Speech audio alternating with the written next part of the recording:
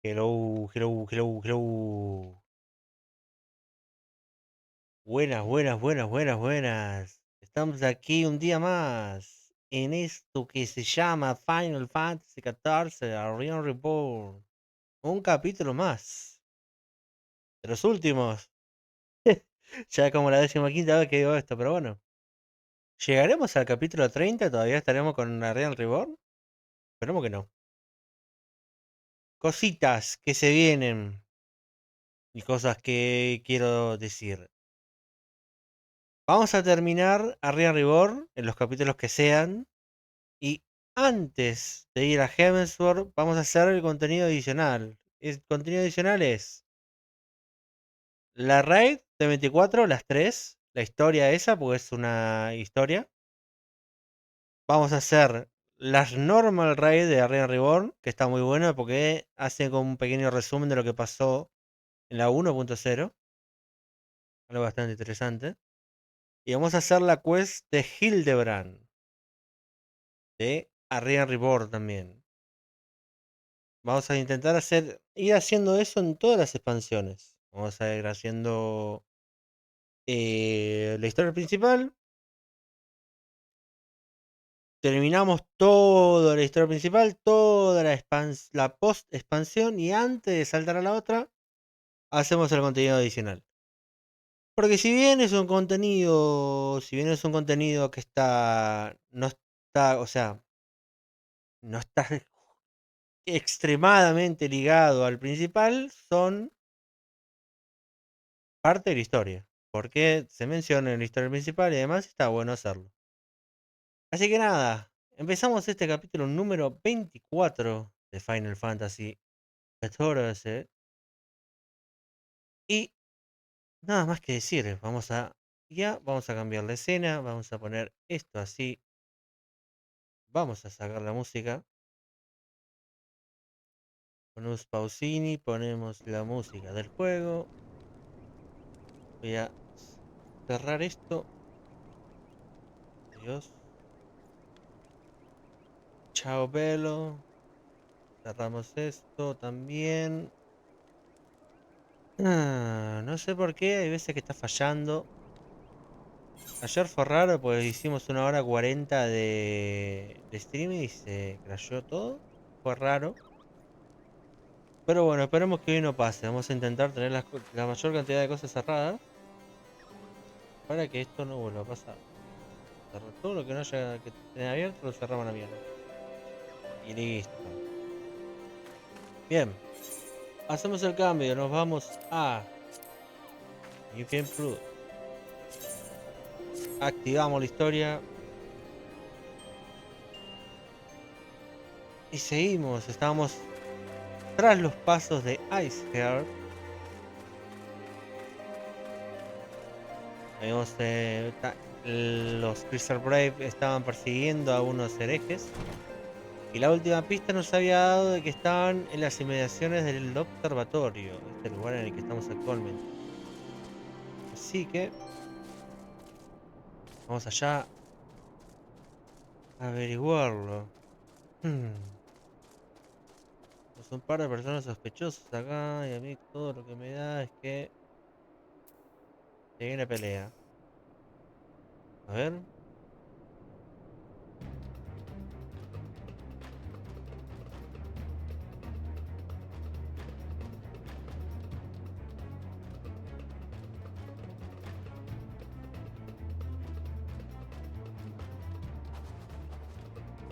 Hola, ¿qué tal?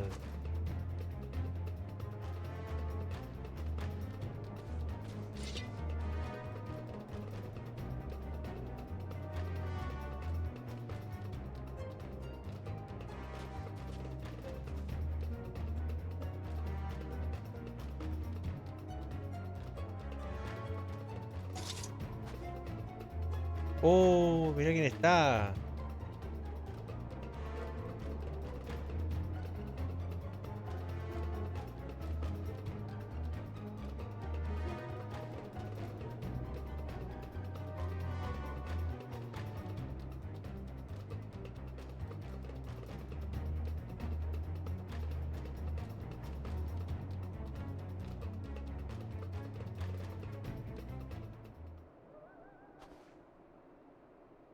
Pues bien.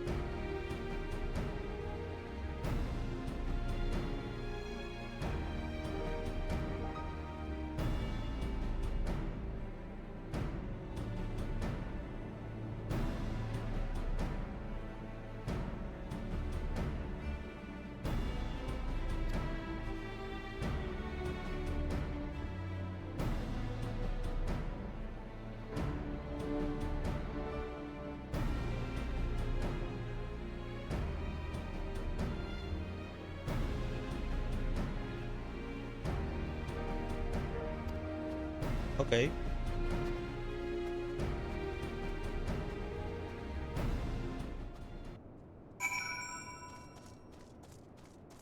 Pues para allá que vamos.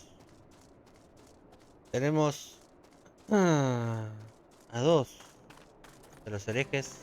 Uno de ellos aparentemente era un infiltrado, así que podemos recabar información interesante. Lo veremos a continuación.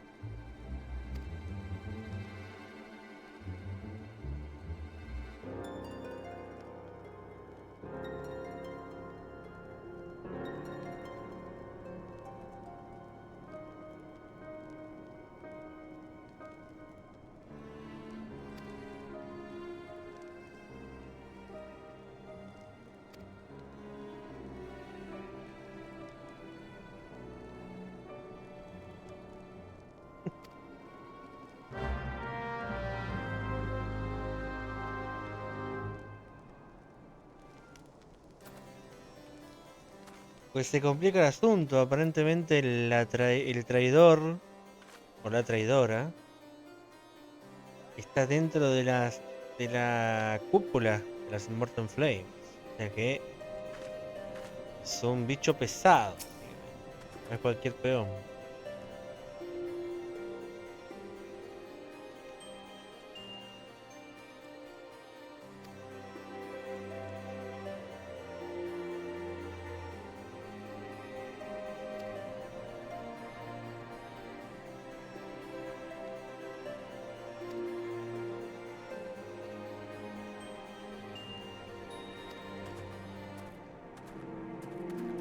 Pues para que nos vamos, supongo, ¿no? No, Gridania. Vale. Perfecto. Nos hacemos TP y vamos para allá.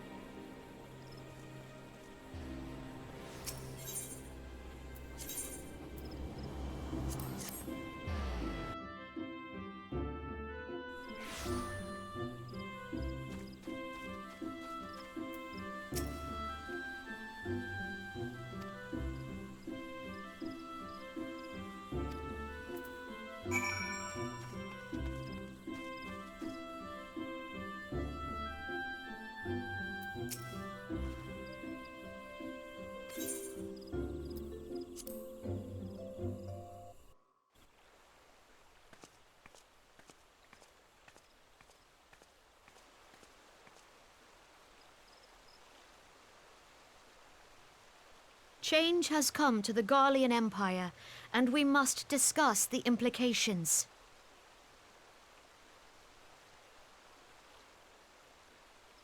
The rumors are true, then? The War of Succession is ended? It is. A new emperor reigns in Garlemald. Who?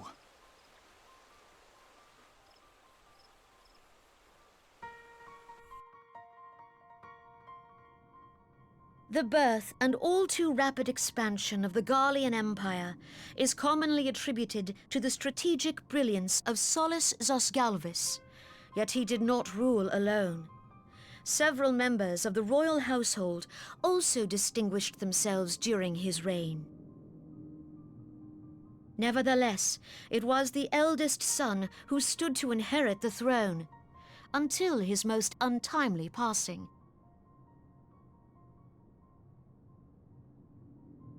I thought us fortunate when I learned that the Emperor had died without naming a successor.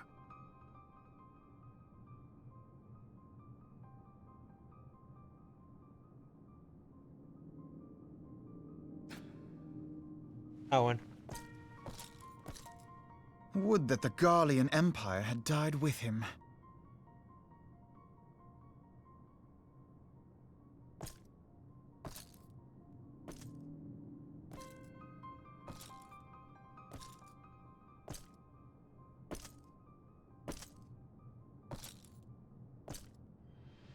"'Twas the grandson and his uncle who had the strongest claims, was it not?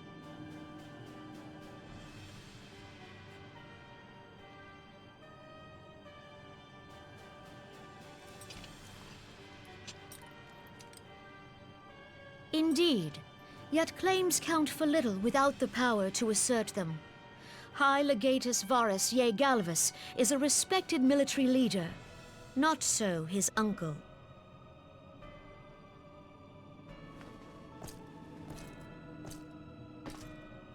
So young Varus has torn the crown from his uncle's grasp and taken his place at the head of the Empire.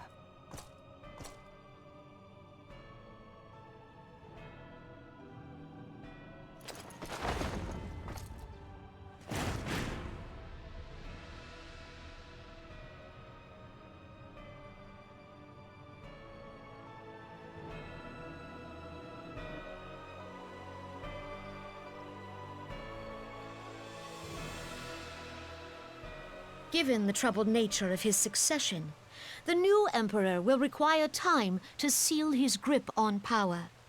Yet have no doubt but that he shall, for there are none left with strength enough to oppose him.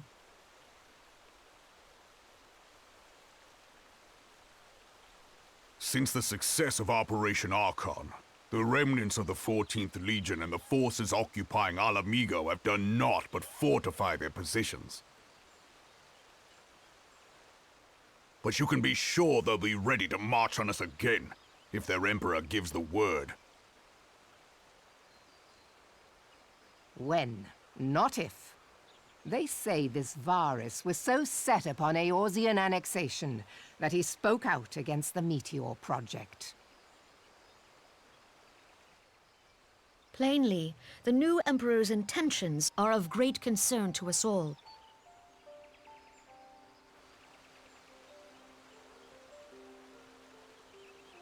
I propose that we set aside the Cartno dispute for the present, and discuss what measures the Alliance might take to prepare for a resumption of hostilities with Garlemald. Moreover, I move that we re-examine the question of how our former allies in Ishgard might be persuaded to retake their place at our side. Could Eorzea but stand as one, 'twould deal a grave blow to our enemies' ambitions.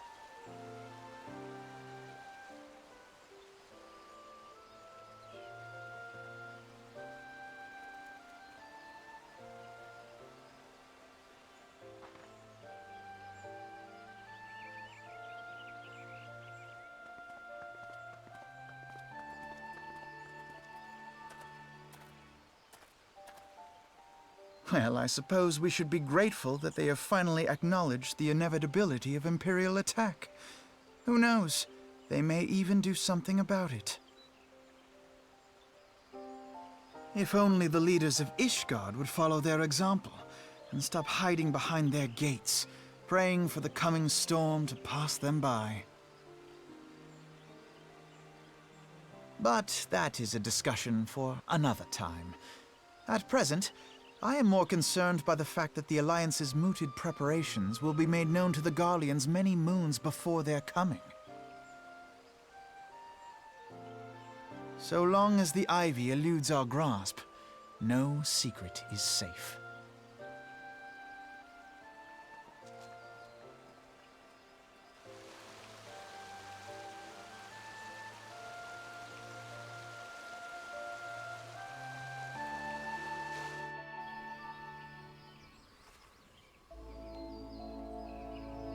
Pues muy bien.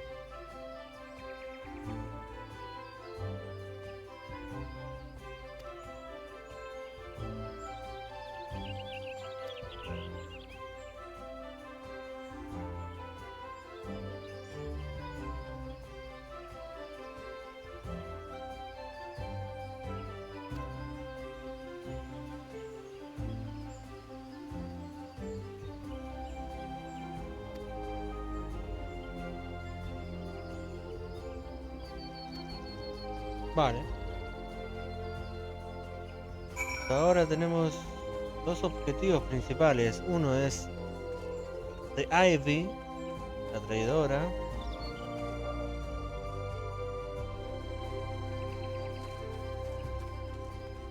Y la otra es Aether. Posible summoning summoneo de un nuevo primal.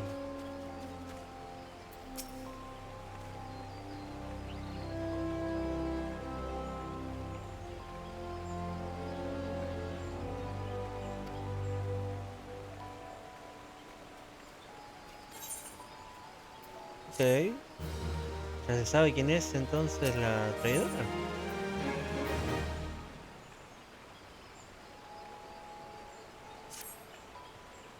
A ver.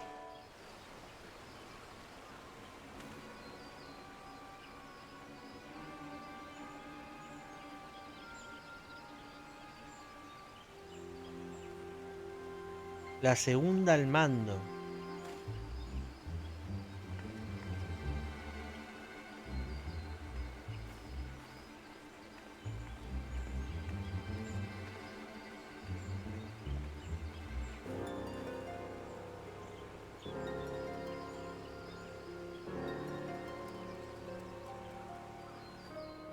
Un golpe duro, ¿eh?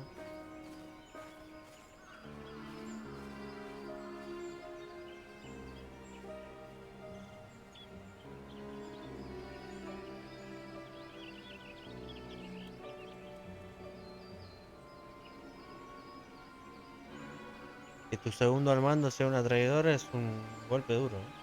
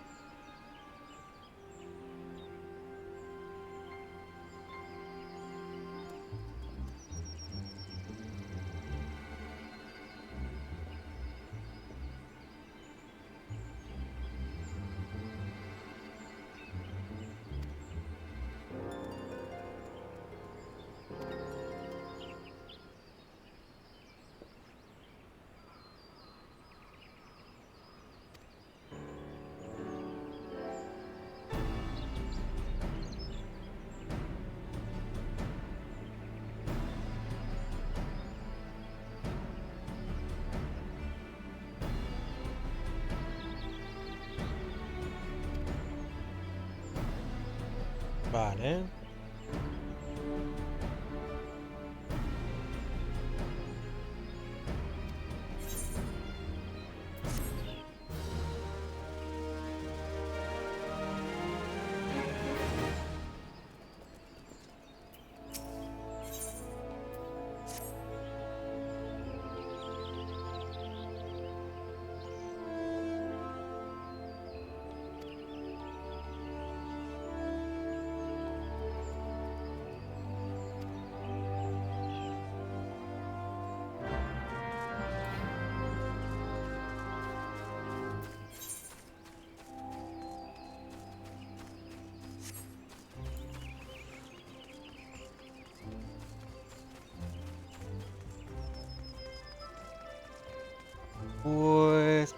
Pues, bueno, menos mal que no la perdimos.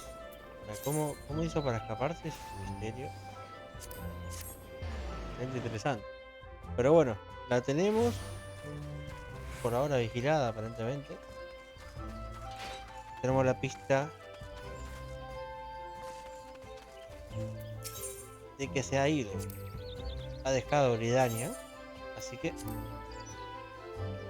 hay que seguirla a ver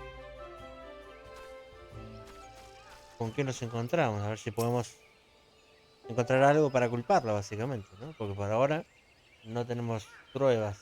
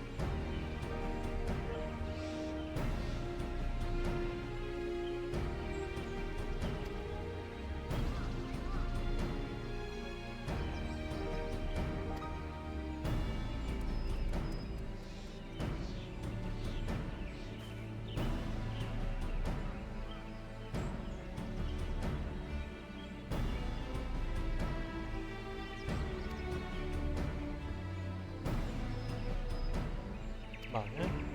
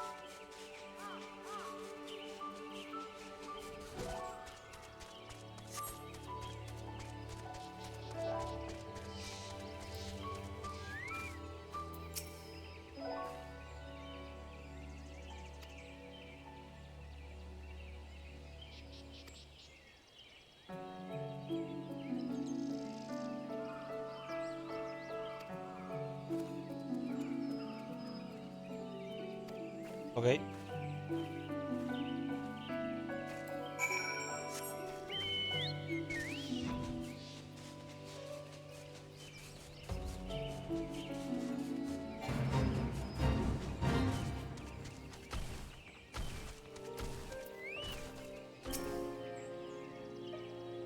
A ver.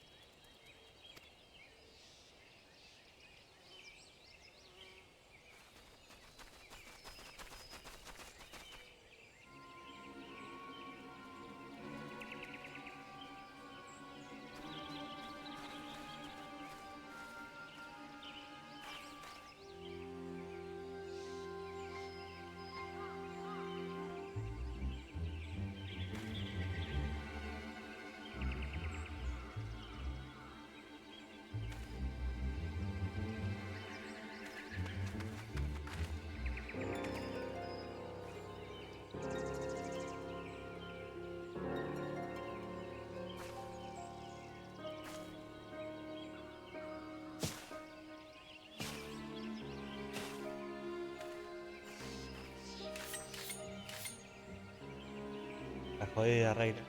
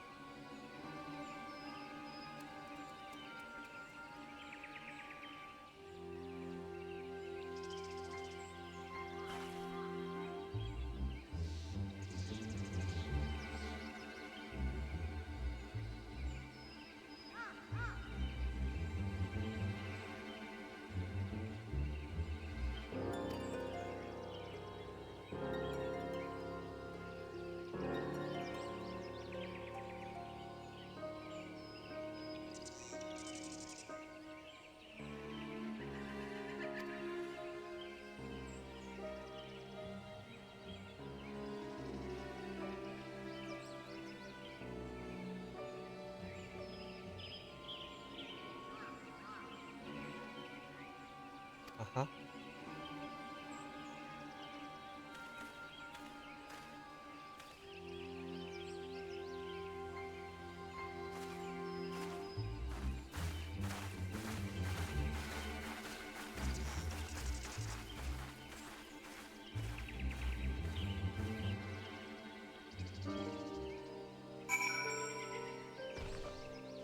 El otro estaba vestido como aventurero, pero tenía las armas del imperio también.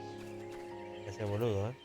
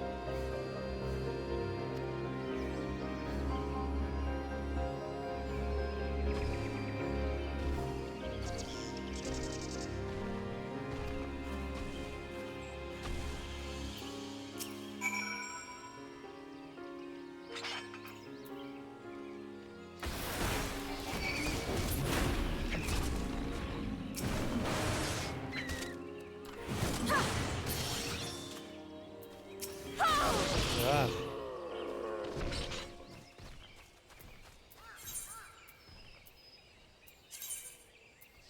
pues at the Revenant's Tour right now. Hablar con mi filia. Bueno, aparentemente el caso de la traidora está resuelto. Vamos a ver cómo sigue. A ver si finalmente esto es así o pasa algo más. Por el momento la agarramos prácticamente con las manos en la masa, así que no creo que pueda haber algo para que se salve, ¿no? El tipo claramente era... ¿cómo se llama? Del imperio. Qué raro este trío acá.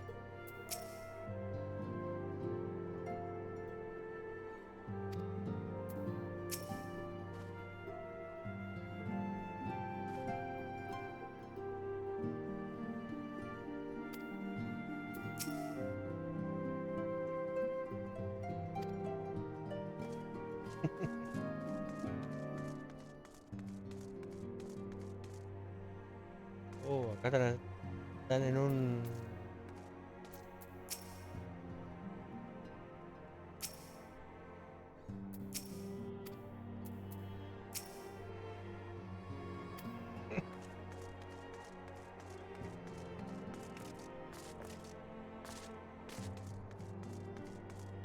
Sí, los pibes hace rato que no los veo por acá, ¿eh?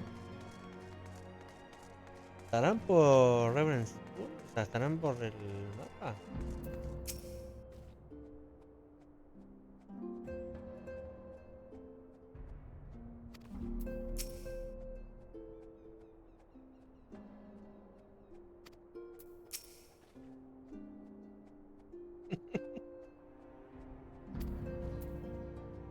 ¿Por qué lo está haciendo?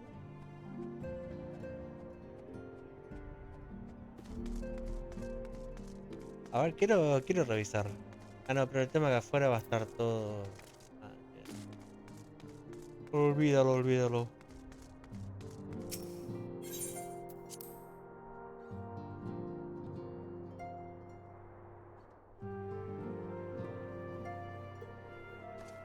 Hablar con Minfield, ¿eh?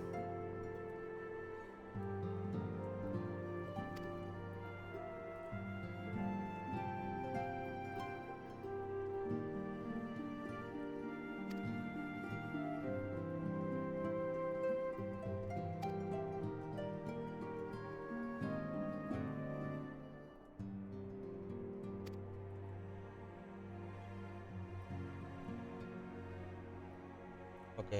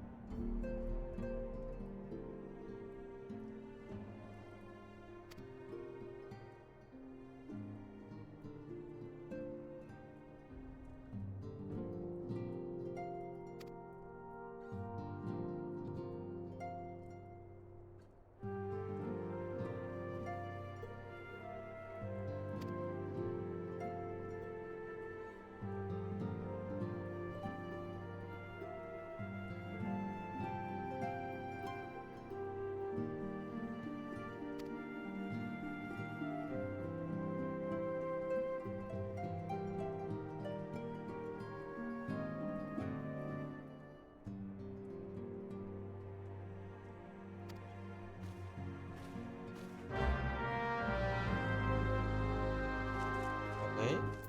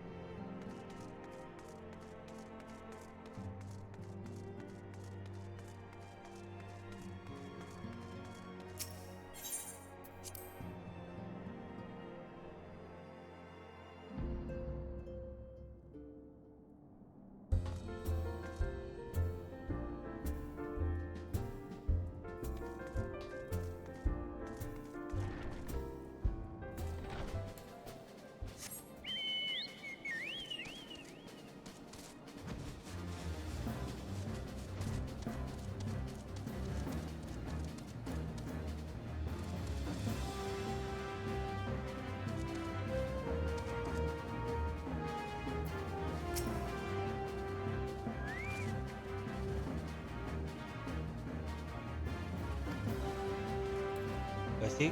Ah, por acá los pibes. Pibardos. Faltan 3.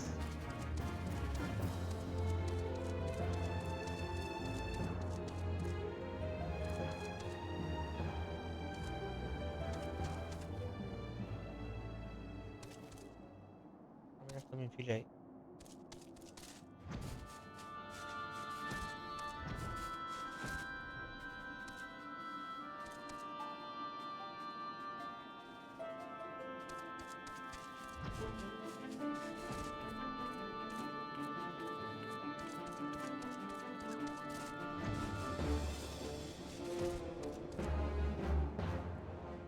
Mira, ahora pusieron un cristal breve acá.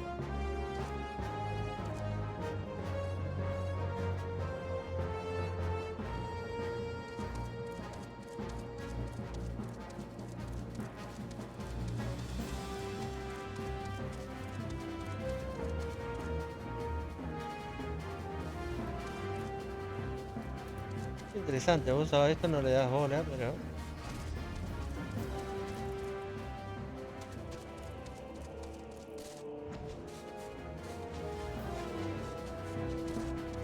Pero esto va cambiando.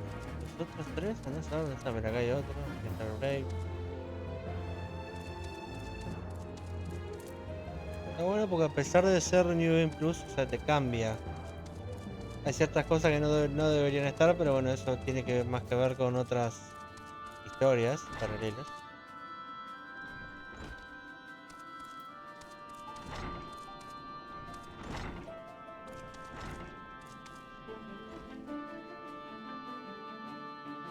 Pero bueno, acá ves mucha gente de Doma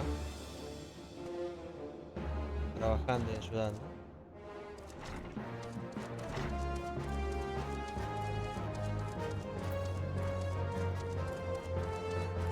Más pibes no son tantos. Yo, si no recuerdo mal, eran 4.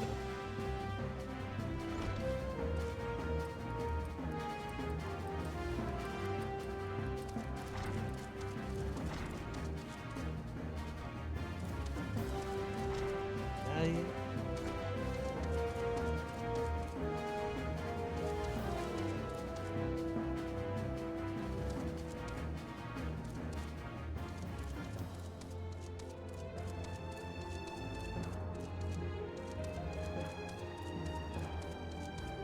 Mirá, acá hay otro.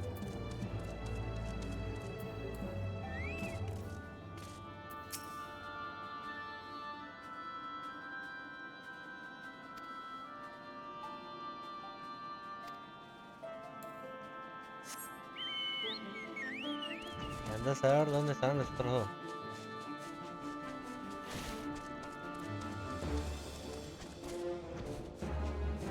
Bueno, vamos a seguir con la misión.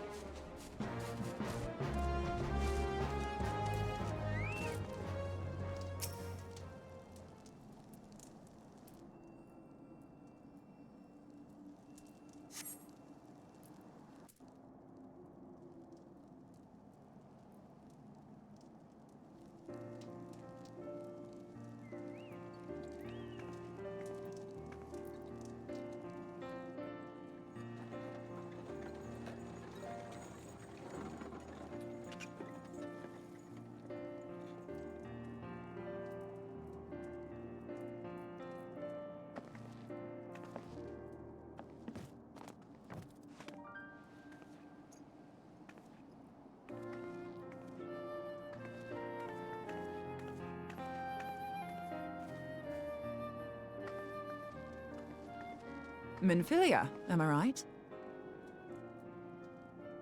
None other. I bid you welcome to Revenant's Toll, and thank you for traveling so far on such short notice. As if I could ever say no to Urianger.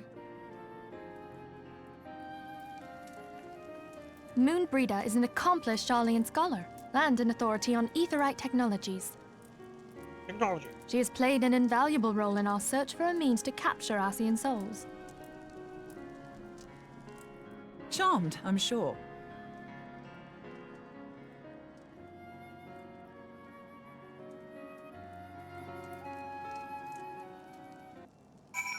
Vale.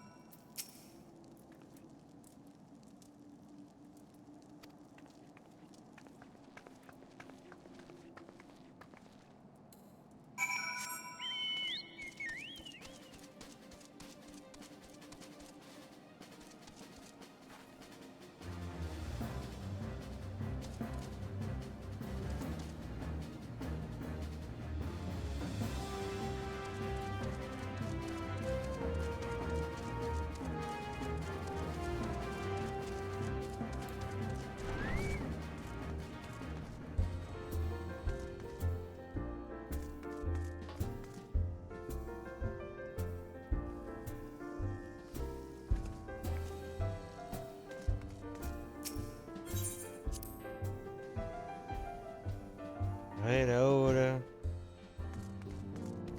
Bueno, supongo que esta Tonia nos viene a ayudar con el tema de los Asian.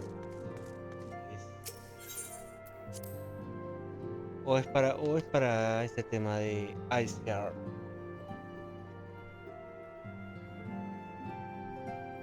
I don't know.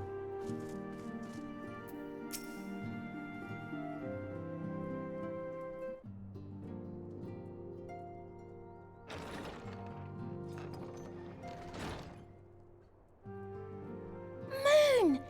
gods, it's been ages! Oh, longer, sister.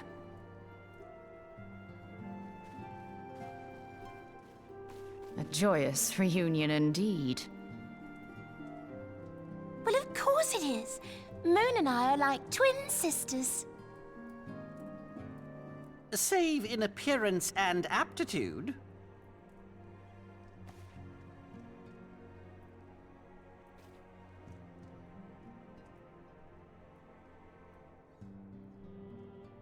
Everyone, if I could have your attention. We have with us an esteemed guest who has come from Jalian to assist us. I bid Moonbreeder join us here that she might share with us her extensive knowledge of Aetherites. Also, as many of you are already aware, she has been overseeing our research into white auracite, a sample of which she has been good enough to bring with her.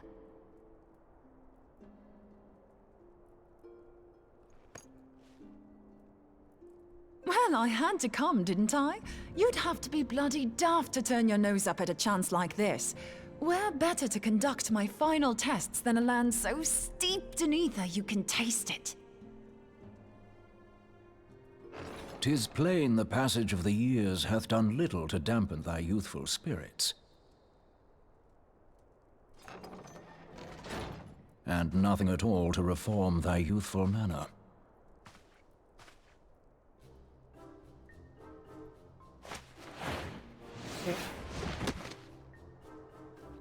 Oriange, where in the hells have you been hiding? Unhand me.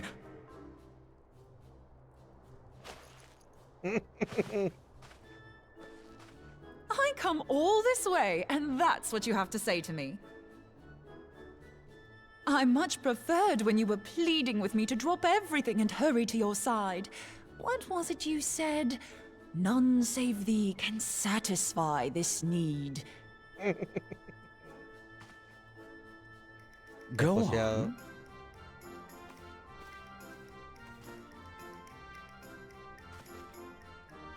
Thine artless attempts to misrepresent mine all too innocent motives do thee little credit. Mine intent, as well thou knowest, was but to impress upon thee the gravity of the circumstance. Lest thou doubt, a deiform entity shall shortly be summoned, save if thou and no other grantest my compeers thine aid. You still haven't found it, then? Your missing Aetherite? We have not. No. We know that Iceheart teleported to an Aetherite not far from the first. Yet even after careful analysis, we could not locate the second beacon. We now suspect that the heretics destroyed the second Aetherite to impede our pursuit. Our allies continue to scour Snowcloak for Iceheart's sanctuary, but we have no guarantee that they will find it. Yet it must be found, for even now Iceheart prepares to call upon Saint Shiva. I'm sorry, but if the Aetherite's been destroyed, then that's that. Although, you're absolutely sure she used the first Aetherite, are you? She didn't just use teleportation magics? One of our own bore witness to her escape. I can say with absolute certainty that Iceheart used the Aetherite.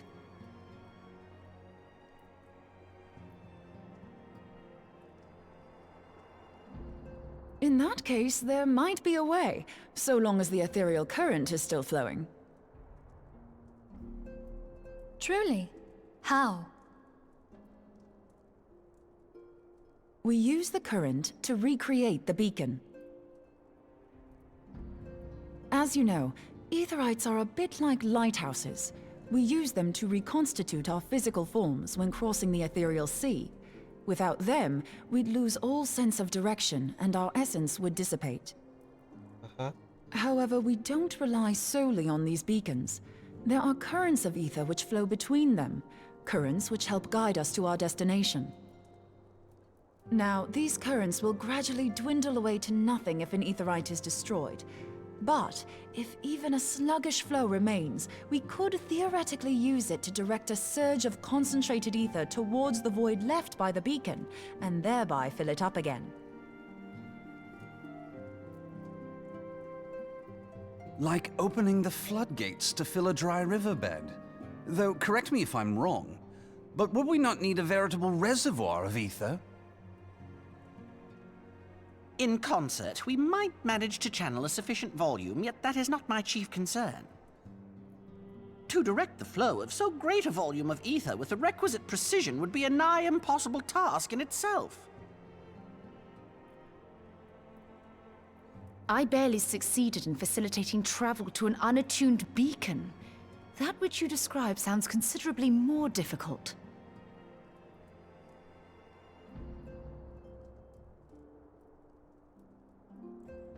And dangerous.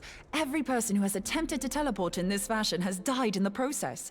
They, however, did not have white aura sight at their disposal. I can use it to channel all the ether you can give me into the aetheryte. However, white aura sight cannot retain ether for an extended period of time, so we would need to infuse it immediately beforehand. Just so you know, I'd confidently give this plan better than even odds of success. And if the worst comes to worst, your people won't suffer. Though it risked the lives of our best and brightest, we have not the time to seek other options. If the ethereal current still flows, we shall carry out Moonbreeder's plan. ¿Quién se va a sacrificar? That's the spirit. Let's roll the dice.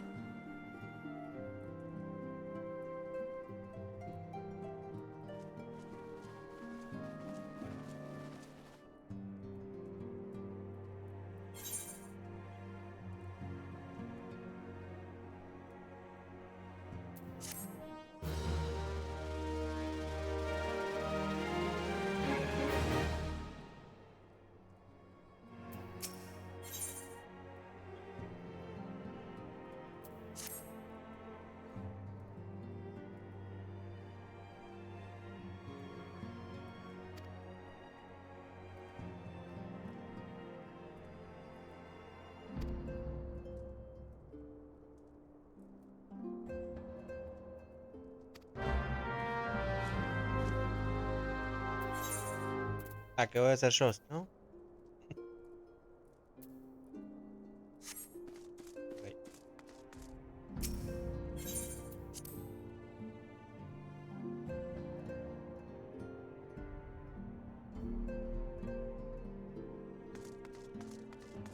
No es peligroso que pongan en peligro a la persona, bueno.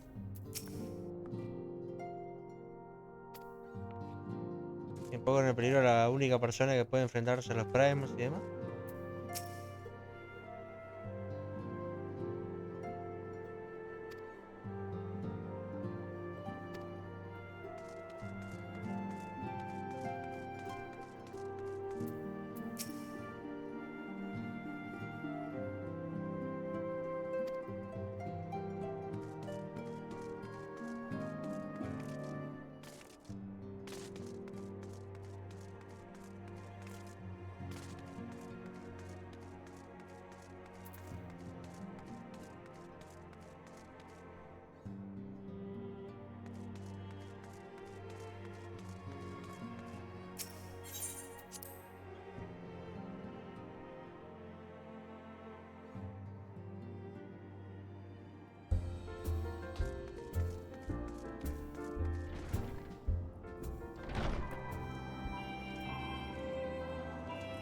A ver, quiero chequear una cosa.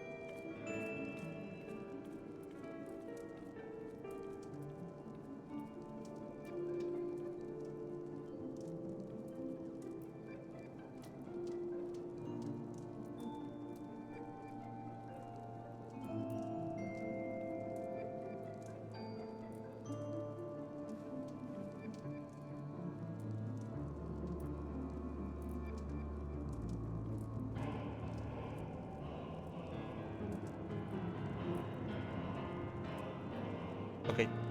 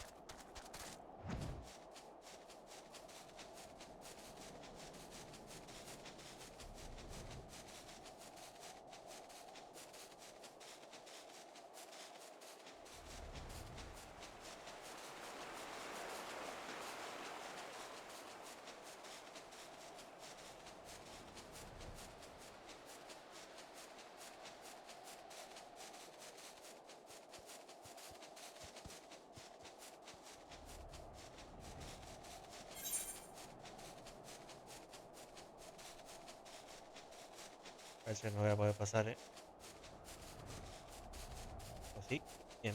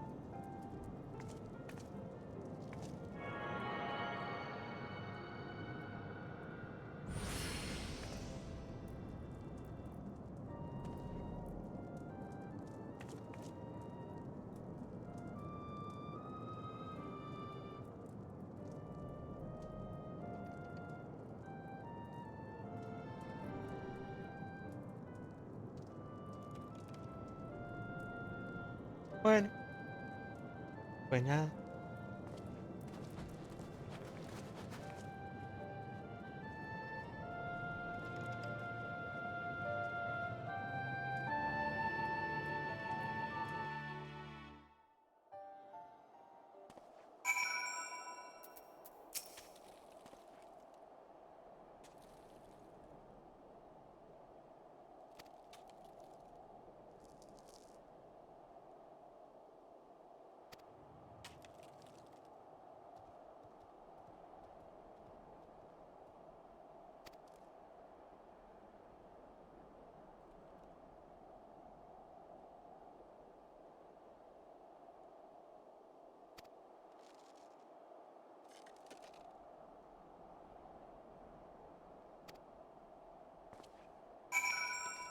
Ok.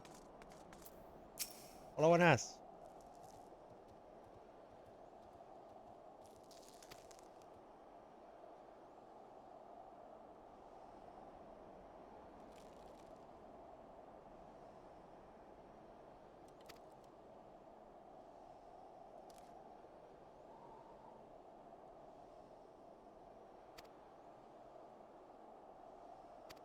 Ajá. Pues bueno, se viene trial. Pero antes voy a tomar una pequeña pausita para ir al baño. Y ya vengo.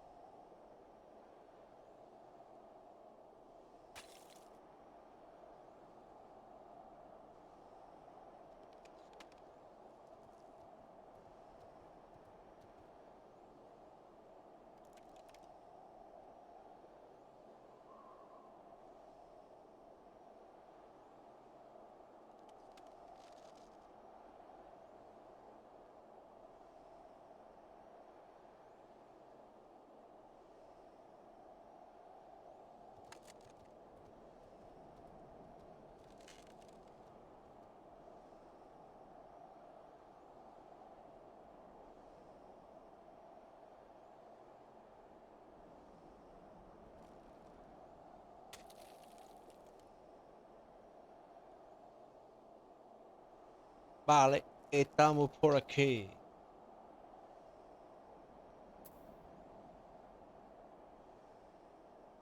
Lo, lo, lo, lo, lo, lo, lo. Lo, lo, lo, lo, lo, lo, lo, lo, lo, lo.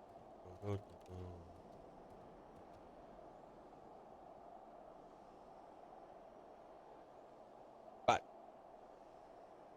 Let's fucking go.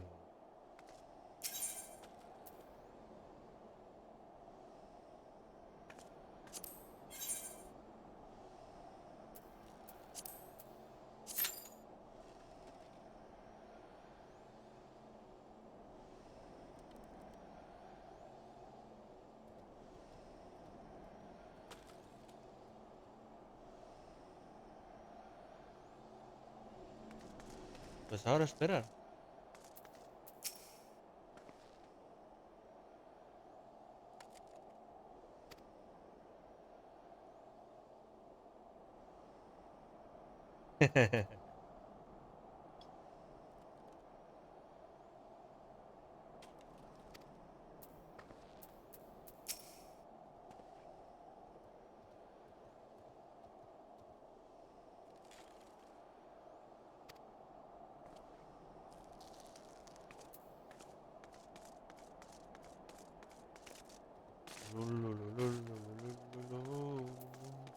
Vale. Menos de 5 minutos. Vamos a ver. Pelota.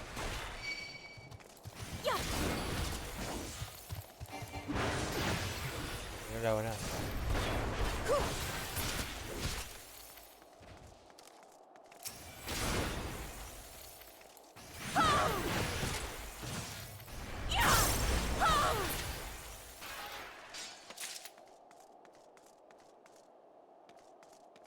Que no le hago nada, básicamente, ¿no?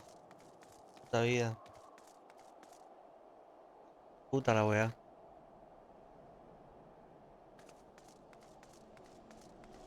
¿Qué está mirando? ¿El tal?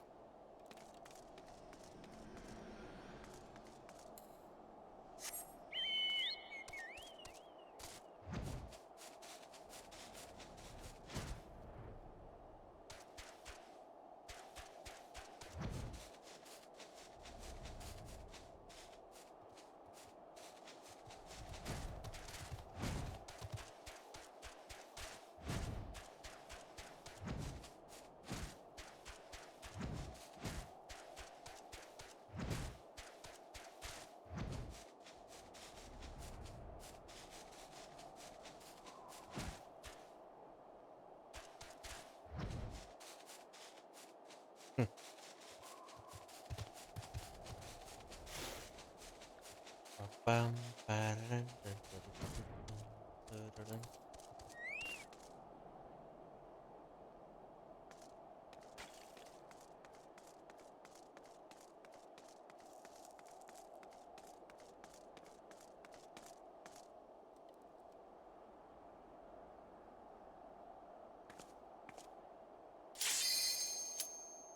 Let's go.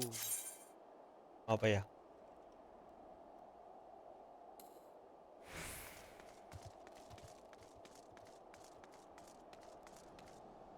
Está DPS, dale.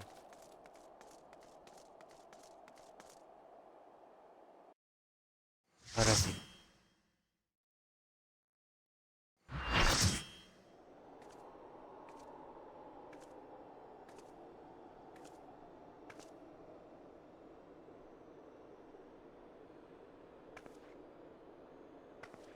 You should never have come here, warrior of light.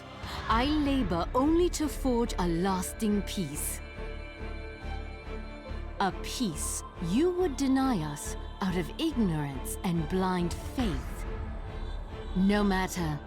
If it is our fate to be at odds, then it is mine to strike you down.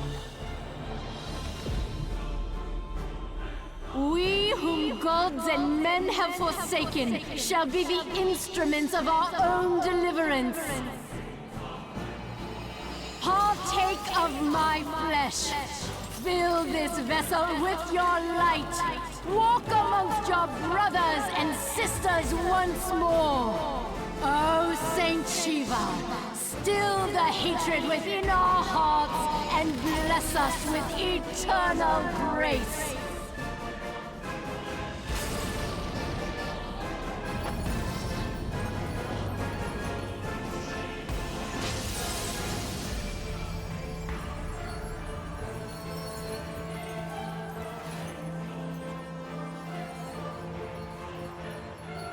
Una persona que es recipiente de un primer.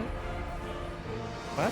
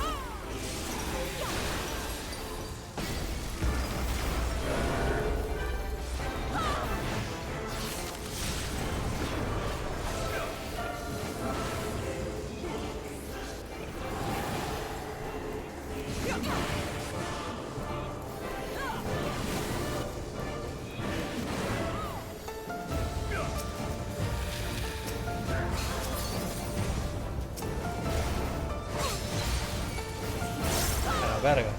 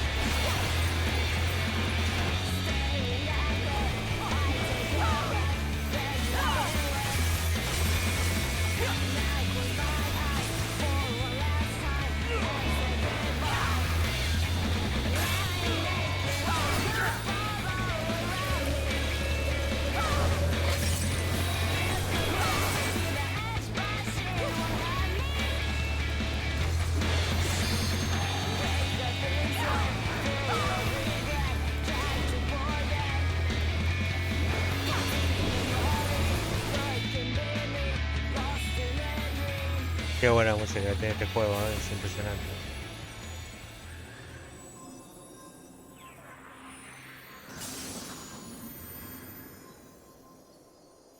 Estás perdido. ¿Y ahora?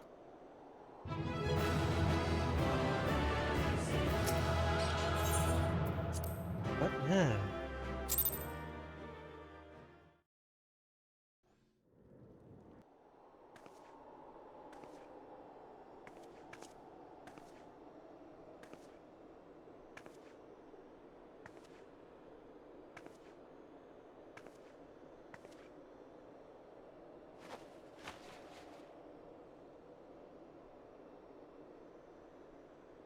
Fool.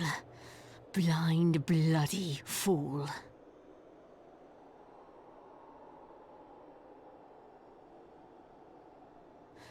You, of all people, should understand the suffering war begets. That no sacrifice is too great if it brings an end to the violence. Mine is the righteous cause.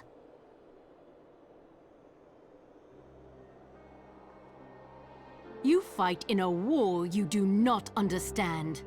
A pawn of liars and schemers.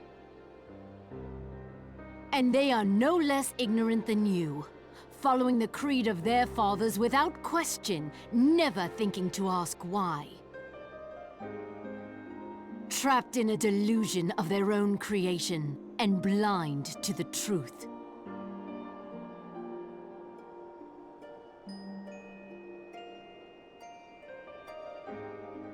Warrior of light, redemption is not beyond us. We who walk before may lead those who walk after. Seek the keeper of the lake. See with eyes unclouded.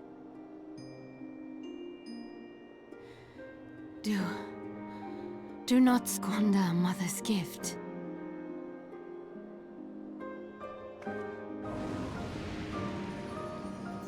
Hear, feel, think.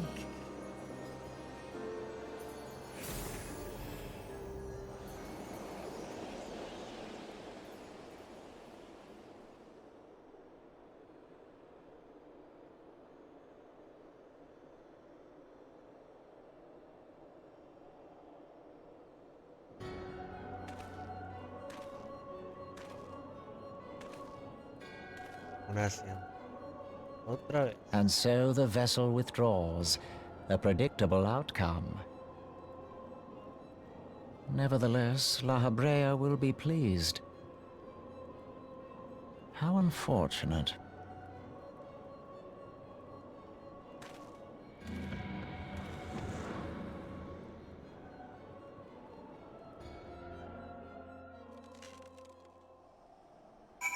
Vale.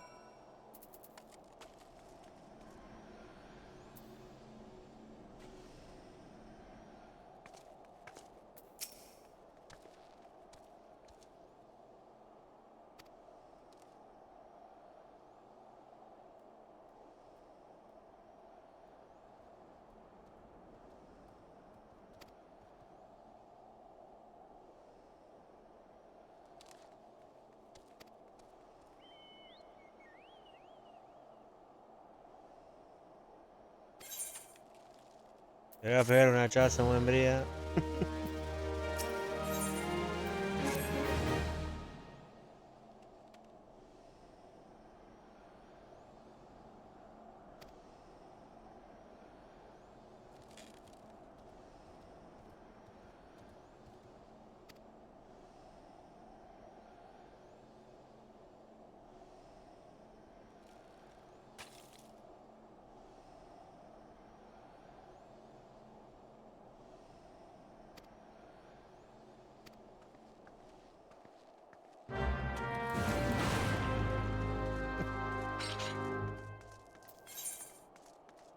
Vale, vamos a hablar con él al final.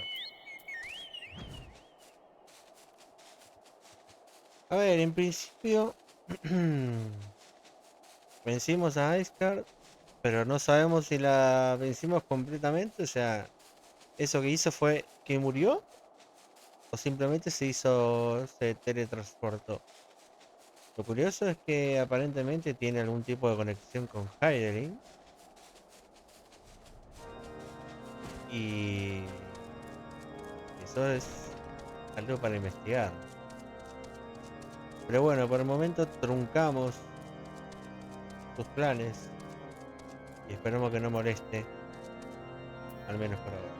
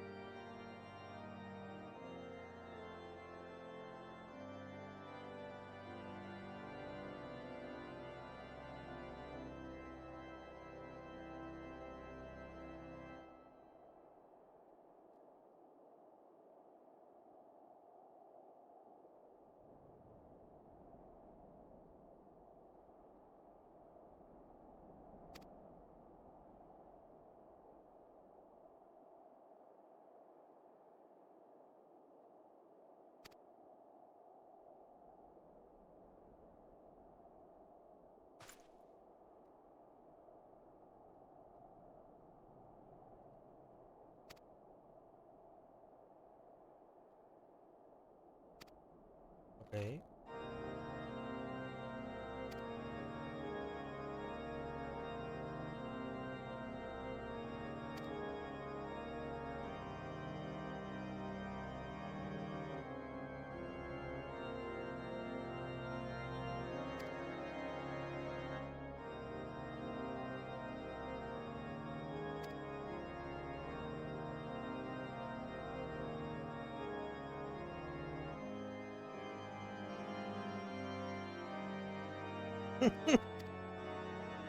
Couch fan.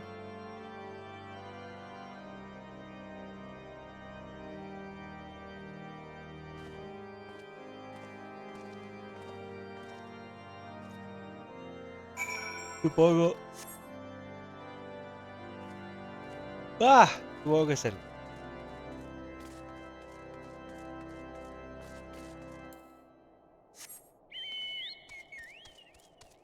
Hmm.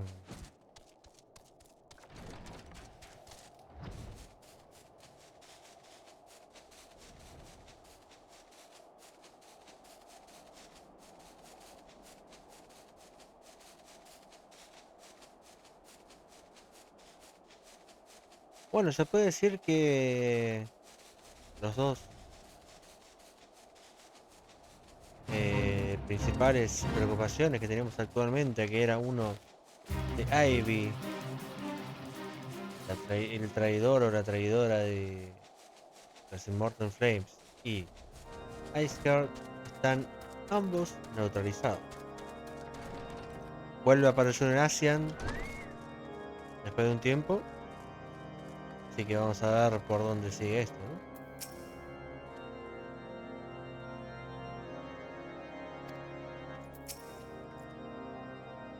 A ver qué pasó de ahí.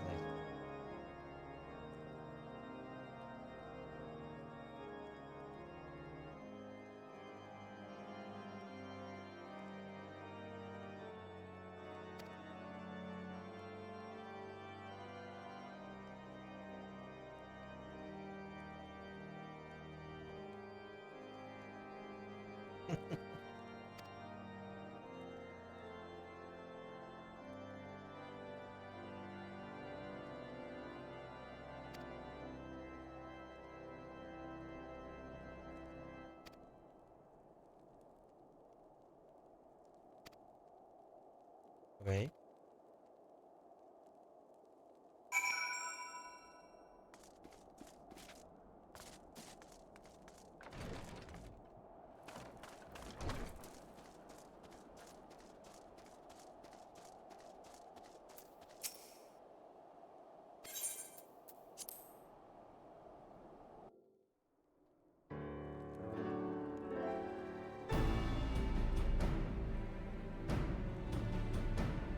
On behalf of the Holy See of Ishgard, allow me to express my deepest thanks. Never before have we been required to contend with a primal. Indeed, there were fears in some quarters that our knights might not be equal to the task.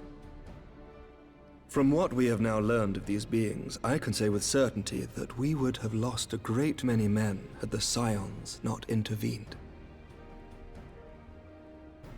Then the argument for preemptive action should be self-evident. Perchance now you will reconsider my proposal that Ishgard move against Nautalon. Ere we first met, a similar proposal was tabled, but the Holy See decreed that we were to observe, and that military action should be taken only in self-defense. All things considered, it was not an unreasonable decision. Since the calamity, 2 vigils have fallen to the Horde, while Garuda has never shown any inclination to storm the gates of judgment. Which is why this unprecedented crisis and its resolution may prompt a change in policy. You who have faced these primals know well the threat they pose. Ishgard did not. Not until now. And there is naught like a brush with death to change a man's outlook.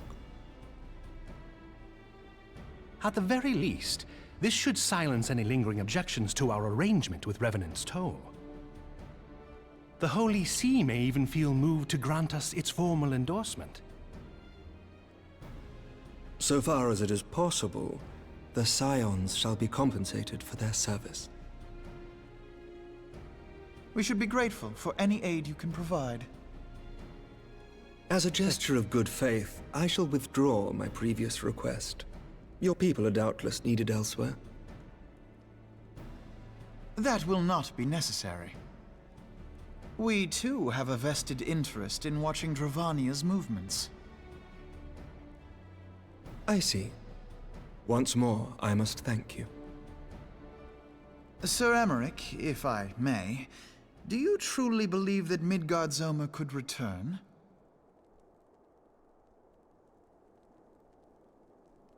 The heavens are a window unto truth, but those who interpret their movements are not infallible.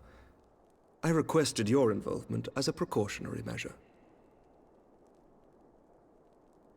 But of course, you sought an excuse to compensate us from the first, mindful of what would happen if Revenant's Toll were taken by your enemies. Ishgard is not wont to aid its neighbors, but that does not preclude it from manipulating them to serve its own interests. Choose your next words carefully.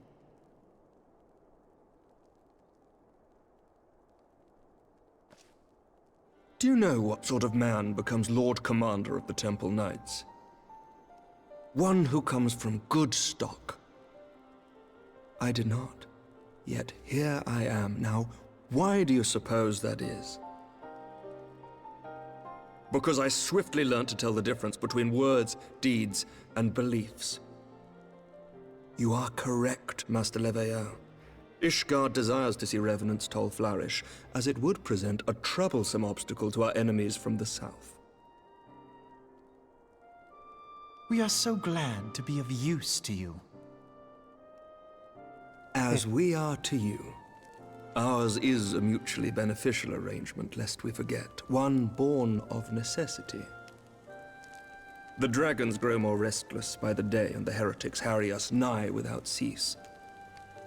We have contended with such troubles for centuries, but there are limits to even our endurance. Yet as a pauper is loath to part with his meager possessions, the leaders of Ishgard are not wont to render up their trust to outsiders. But with perseverance on our part, they may yet be made to see the light. Nevertheless, one must take care when walking the road less traveled. Wise words, Sir Emmerich. I shall make a point to remember them. I must apologize for my earlier outburst. I hope it will not sour our good relations. Not at all. You but spoke from the heart. I trust you understand that at times my duties may prevent me from meeting with you. On such occasions, my second-in-command will speak for me.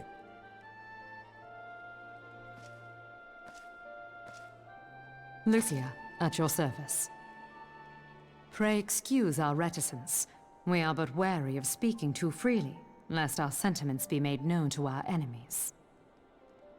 Know that the Lord Commander and I are of one mind. For the sake of Ishgard, and of Eorzea at large, I pray our peoples can put aside their differences.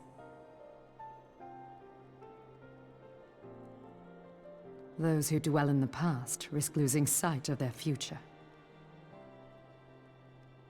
Should aught befall one of our shipments, pray inform Lucia immediately. You may also relay to her any words you might have for me alone. Not being of Ishgardian birth, she owes no allegiance to any noble house, making her as near to incorruptible as one can find in my homeland.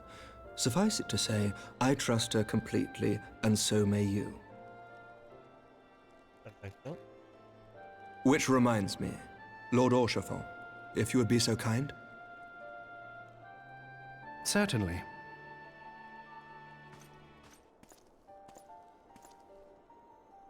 In times such as these, trust is ever in short supply.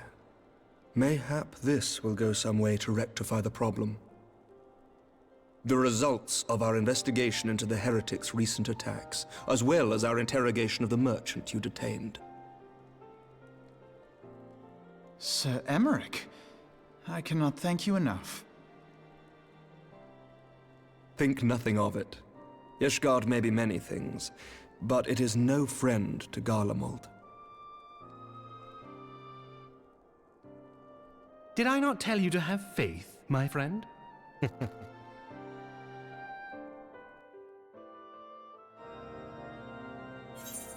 A ver, está claro de que una persona como Aymeric, teniendo el puesto que tiene, no va a jugar. Y al final, lamentablemente, es un niño en una mesa de grandes. Es una persona demasiado creída, que cree que se la sabe todas, de la típica persona que se la sabe todas, y bueno, cuando le pegan la cachetada de realidad, pues pasan estas cosas. Pero bueno, veremos cómo sigue. Tenemos buena relación con gente de Ishgard, que es importante. Las cosas se están resolviendo poquito a poco. Vamos a ver cómo sigue.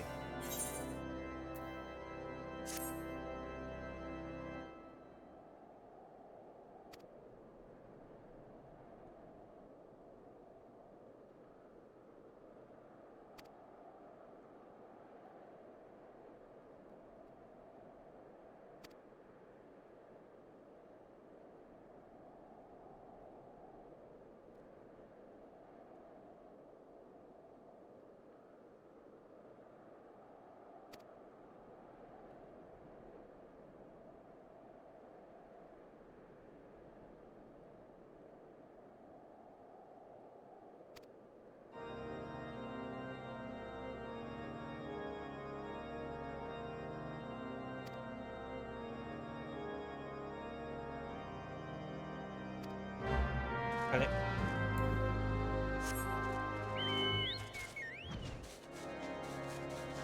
Pues a The Reborn School que nos vamos.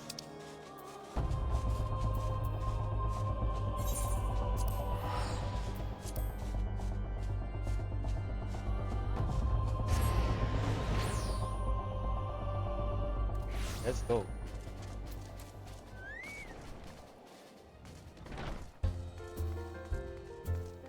Sigue todo igual, ¿no?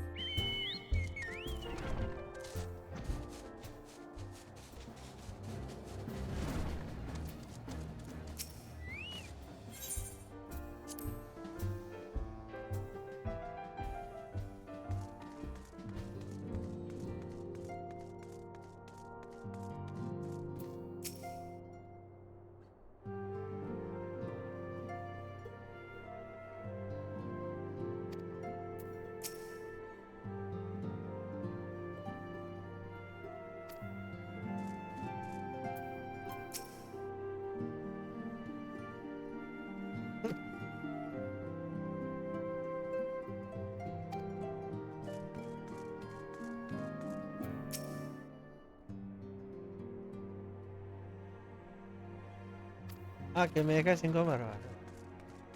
¿Sí? No, ¿qué pasó con Tancred?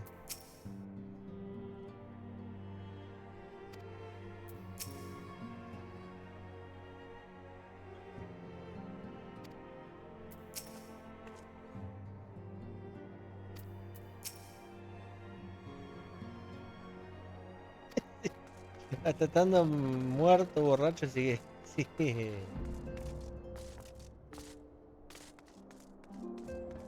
Sigue chamullando, es impresionante el tipo este. Bueno. Vamos a hablar con mi infigle, ¿eh?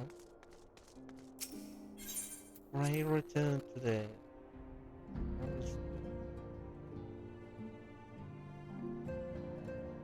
La línea.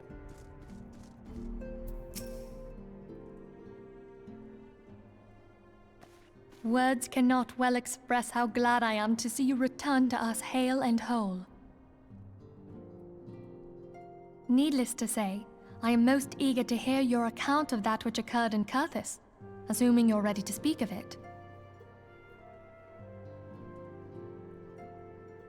Excellent. I shall summon the others at once.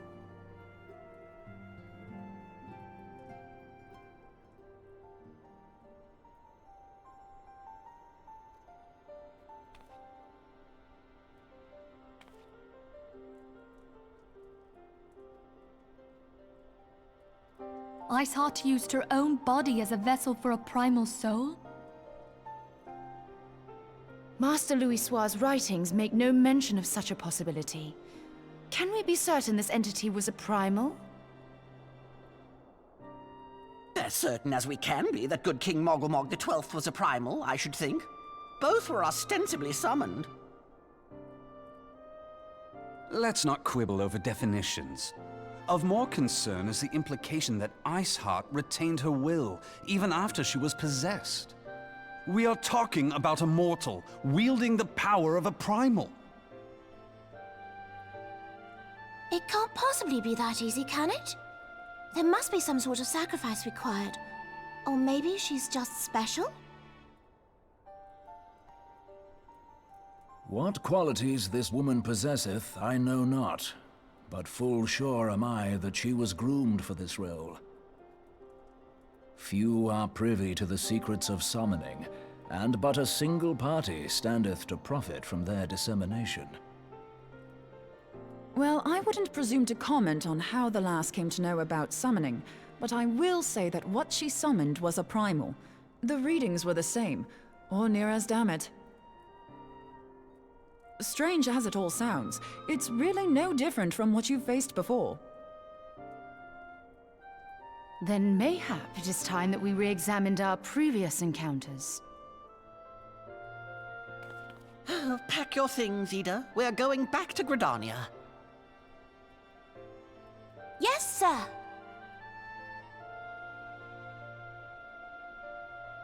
About Iceheart's final words to you. Hear, feel, think. Hydaelyn speaks to her as well. If Iceheart is blessed with the power of the Echo, she will doubtless have used it to further her goals. Or could it be that it was a revelation granted her by the Echo which first set her on this path? She did say that the Ishgardians were blind to the truth. Do you think she has knowledge of the origins of the Ishgardian-Dravanian War? It would do much to explain her unwavering conviction. Did not the Lady Iceheart implore thee to seek the Keeper of the Lake? And did she not imply that in so doing thou wouldst come to see with eyes unclouded? Midgard-Zoma was a king amongst kings who reigned for centuries on end. But he is dead and his wisdom lost to the ages. Unless the Ishgardians' fears are well-founded. It would seem we have yet another reason to stand watch over the Keeper of the Lake. For a mercy, we are well positioned to do so. Iceheart, Shiva, Ascians, and Midgard-Zoma. I shudder to think how they're all connected.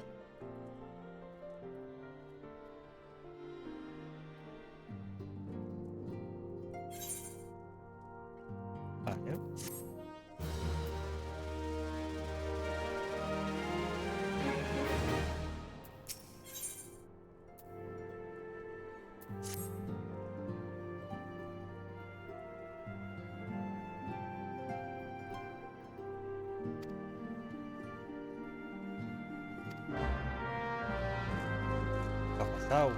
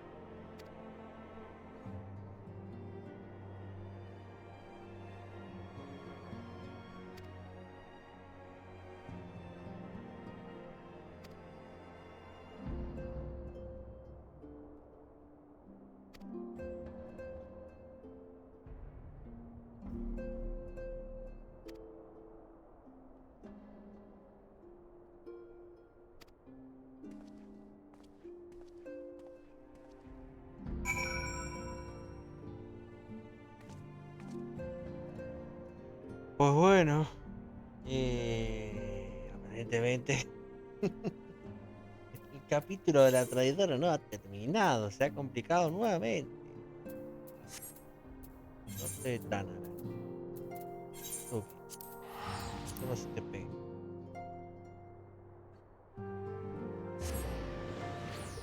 Aparentemente se ha escapado de su prisión. Así que tenemos que perseguirla y recapturarla.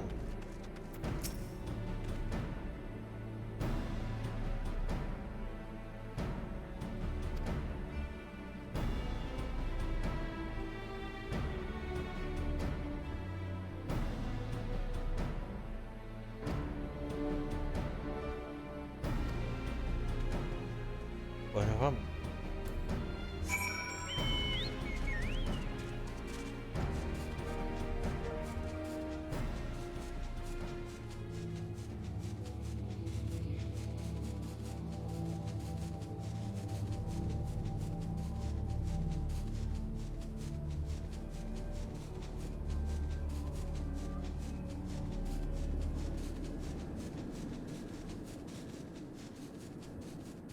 Que si ya está, ya está ahí, ya está en Castro en varios bares básicamente. Ah. Vale, pues vamos para allá.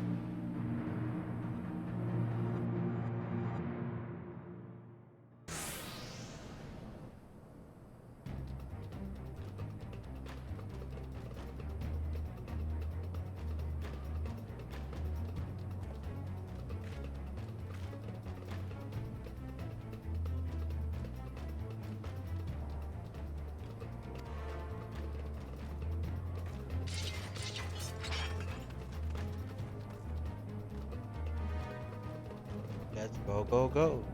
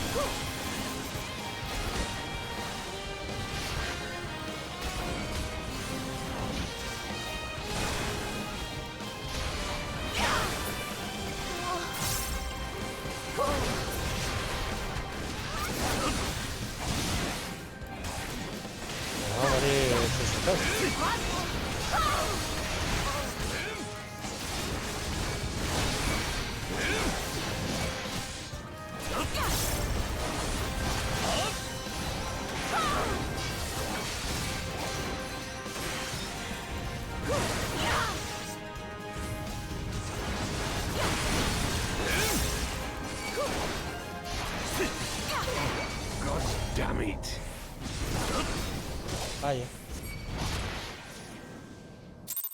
Habrá que bajarse a... ¿Coso?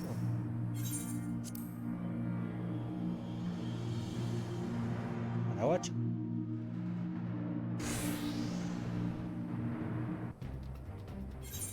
Que sí, que sí.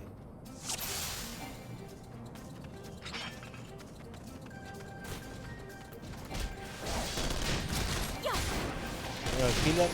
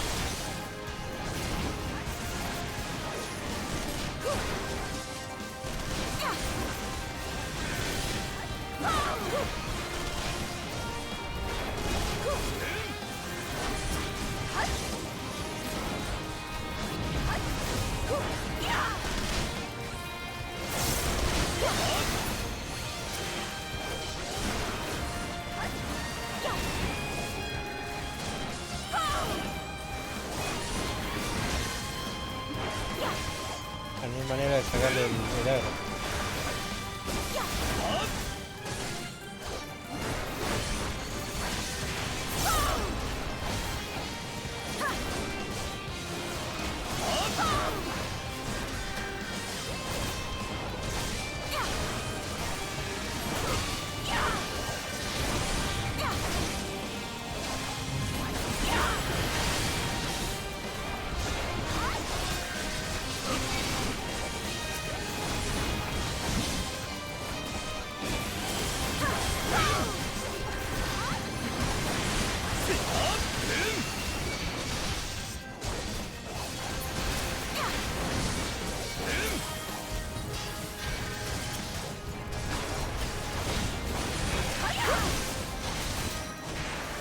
Ah, bueno.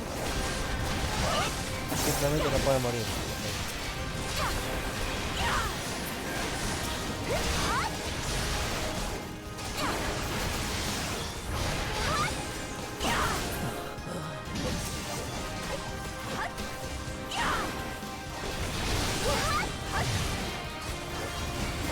Está muerta. Realmente no.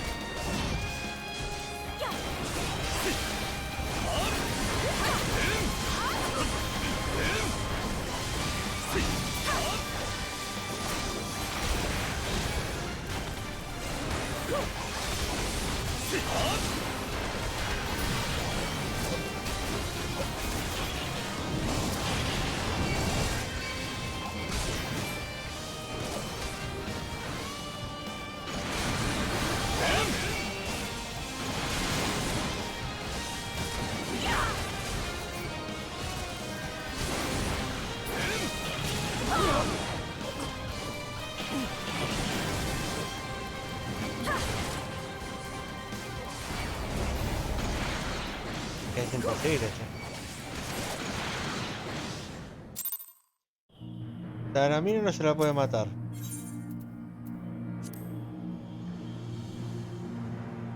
No, Vita querida. A la mina no se la puede matar.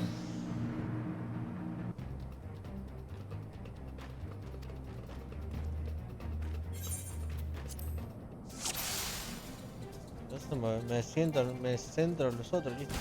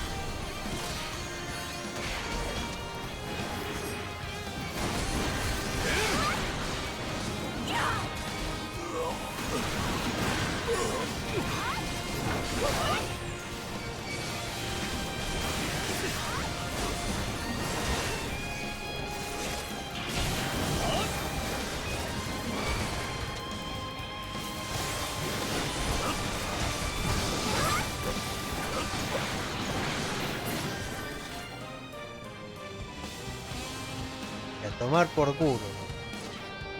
O sea, casi no sos tanque, ¿cómo haces? Porque era tanque y aguantaba, me tiraba escudo, no tengo problema, pero si no sos tanque.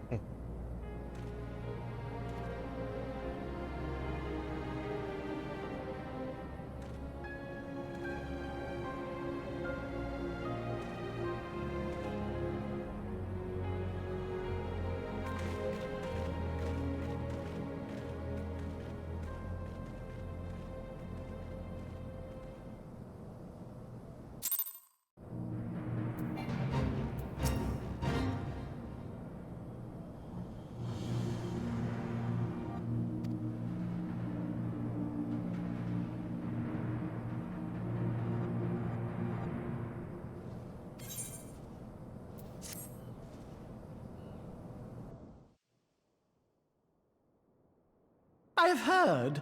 Truly bothersome business. No, I do not foresee a problem on that front.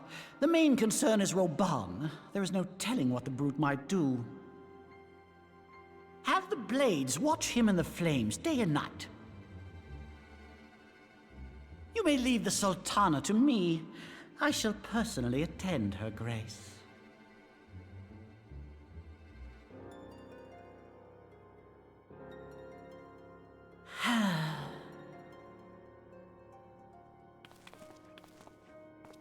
Sever one of the East Aldenard trade routes.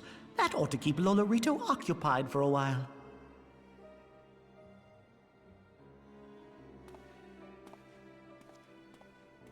Nanamo Ulnamo. For my sake, pray be a good little Sultana to the last.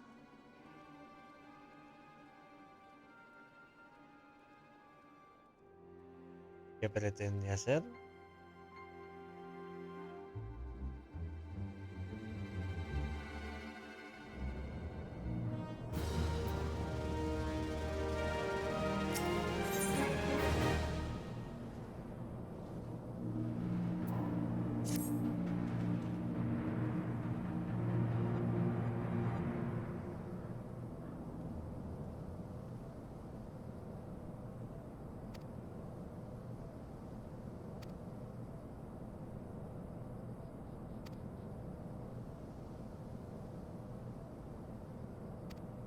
Ok.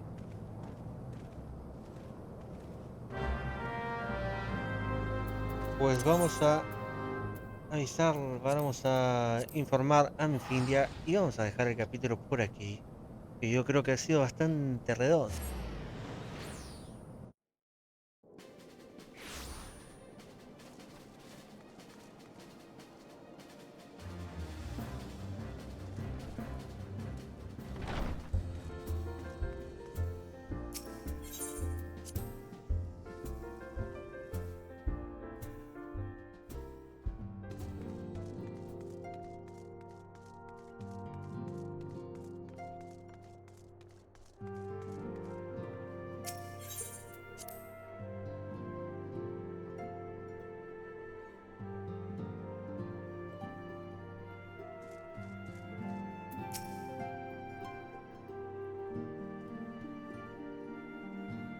Welcome back, my friend.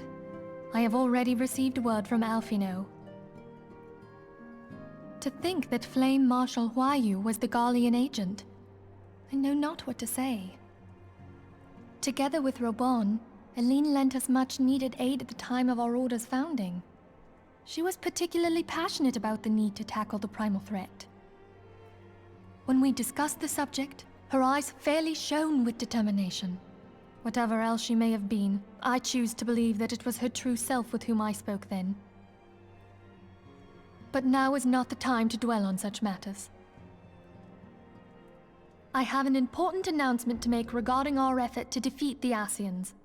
We shall begin as soon as everyone is assembled.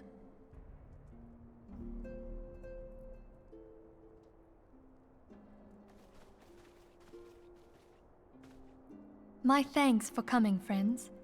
Moonbreeder, the floor is yours. By now, I'm sure you're all familiar with White Auracite, the miraculous material that'll allow us to capture Ascian souls. Back at Snowcloak, we verified its ability to absorb vast amounts of ether. Alas, it leaves something to be desired in the area of stability. The stone can only store ether for a short while before expelling its contents. In addition to Auracite's inherent limitations, we must needs be wary of our enemy's strength. Our foe draweth upon an infinite wellspring of power. Even should we succeed in entrapping him, the stone will not long contain his wrath. Meaning that, if we want to kill the swine, we'll have to be quick about it. 'Tis our belief that an Ascian soul may be permanently undone, if smitten by a sufficiently concentrated burst of pure ether. The only trouble is, we can't say for sure how concentrated the burst needs to be. Without knowing how much ether an Ascian soul is composed of, we're basically guessing. Our sole clue lieth in thy struggle with La Hebrea. During that encounter, Heidelin bid you forge what she called a Blade of Light, a weapon which took the form of a luminous stream of energy. Based on your description, we believe the blade with which you vanquished your foe was composed of ether. Admittedly, your victory proved ephemeral, as La Hebrea was able to use a crystal of darkness to flee into the space that lies between our world and the void. The fact remains, however, that Heidelin placed the means to destroy the Ascians in your hands. Be that as it may, it would be unwise to assume that she will do the same when we next encounter such a foe. Quite so, my lady. We must needs find the means to forge our own blade of ether, one to equal that which Heidelin did benevolently bestow upon her champion. That is all well and good, but it seems to me that producing such a blade will require a prodigious quantity of ether. Whence will it come, pray tell? Oh, what if we had 2 pieces of white orosite? One to trap the Ascian, and the other to store the ether for the blade. Oh, nice try. But it's as I said, the stone won't hold ether for any length of time. We'd still need to collect the stuff there and then, sorry to say. And therein lies the rub. Finding a way to create the blade whenever and wherever we choose. 'Twould seem more research is in order. I'm going to linger a while, perform a few more tests on the Orosite. And I could do with some help. Urianger, why don't you lend me a hand? Mine apologies, but I am required at the Waking Sands. Lady Minfilia hath given me sole charge of the premises. 'Twould be unseemly to leave them unattended. Sole charge, you say? So you're basically alone there, then? Well, that settles it. I'll just have to come to you.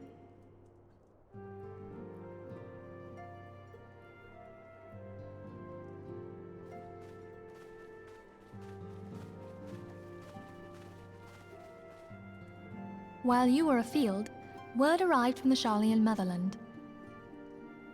You will recall that a survey party was dispatched to investigate the incident at the Isle of Val. What they discovered was troubling, to say the least. According to the report, the Isle has been erased from existence. 'Twas as if a hole had been torn in the very fabric of reality. Aye, yet the mystery endeth not with the Isle's disappearance. It hath come to light that a number of scholars in various other locales were reported missing at a similar juncture. What's more, they all had something in common with the head of the students of Baldessian. Every last one of them was researching a phenomenon called dimensional compression, or the rejoining as the ancient texts call it. I'll be damned if that's a coincidence. All indications suggest Ascian involvement. But I sense that a force greater still is at work. The entity the Dark Beings call the One True God. We must pray that my dear friend Kryl regains consciousness soon. If she bore witness to the Isle of Val's final moments, she may be able to shed some light on this mystery.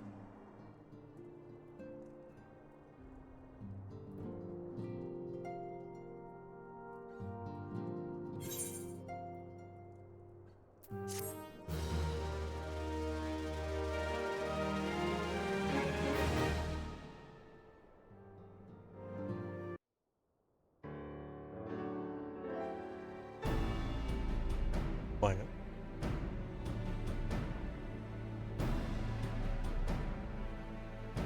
Following the calamity, the forces of the 14th Imperial Legion entrenched themselves in strategic locations across Eorzea. So swiftly did they accomplish this, it was suspected that they had received help. To think that it came from Huayu.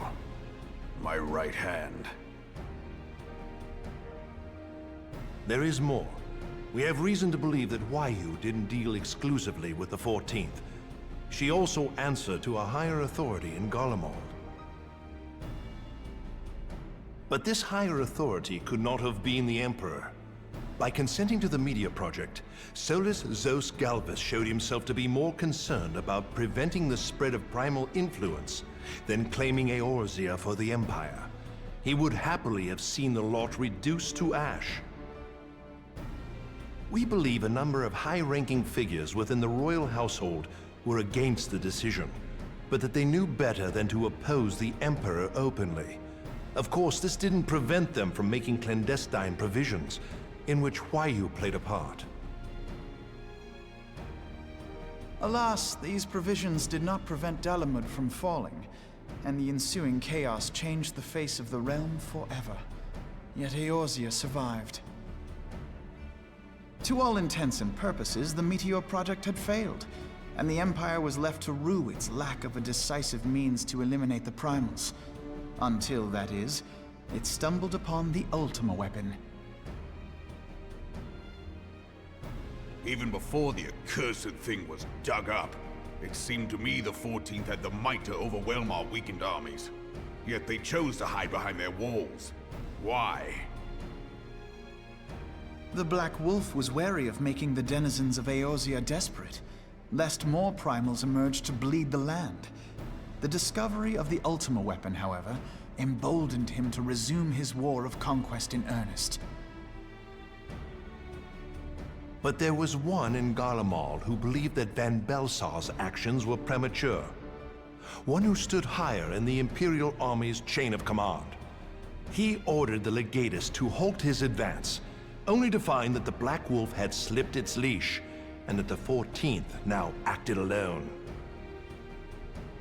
In a bid to bring Van Belsar to heel, he used the agent he had planted in Ul'dah prior to the Calamity to undermine the Legion's efforts. A man who outranks Van Belsar, yet opposed the late Emperor's decision to annihilate Eorzea. This could only be the former High Legatus of the Garlean army, now known as Emperor Varus Zos Galvus. So he was Huayu's true master. Mierda. But one of several in actual fact. We've learned that even as Huayu served the Empire's interests, she sold Imperial secrets to a certain faction in Eorzea. In so doing, she helped to maintain the status quo, thus prolonging the conflict. Considering who stands to profit from war, it isn't hard to imagine who her other masters were. Seven hells! You mean to say that she was a double agent? Triple, if you consider her services to Van Belsar and the new Emperor as separate. As neatly as these pieces seem to fit, one aspect of the puzzle remains unclear to me. By whose will was the Marshal feeding intelligence to the heretics? And try as I might, I fail to see how aiding their cause would profit either her Imperial or monetarist masters. Could it be that another hand is at work here? If so, Huayu must be made to reveal whose it is.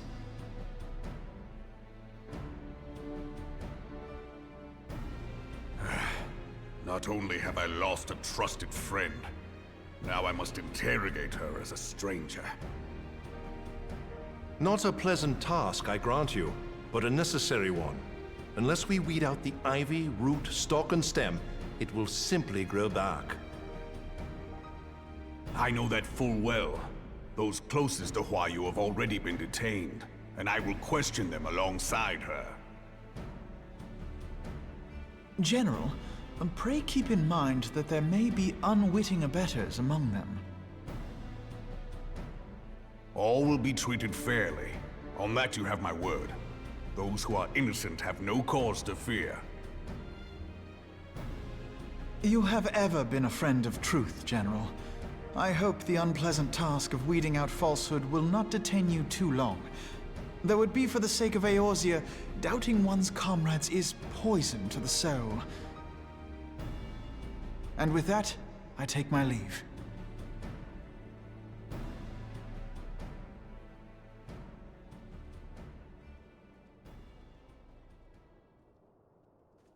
Qué jodido, ¿eh? All these years, I've been made to dance to their tune. How could you, Huayu? How could you side with them?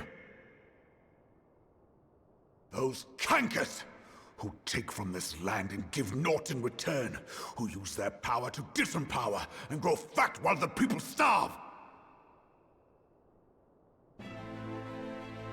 I know you can hear me, monitorous scum!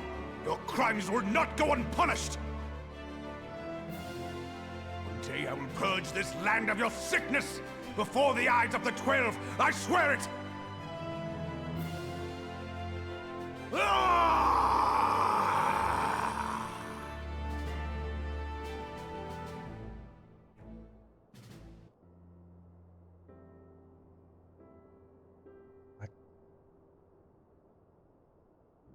I shall have no further need of you this day.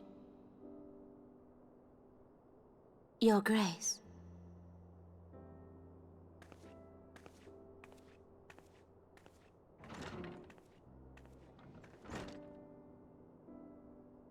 I fear that not even mine own chambers shall remain private for long. Has the situation grown so grim?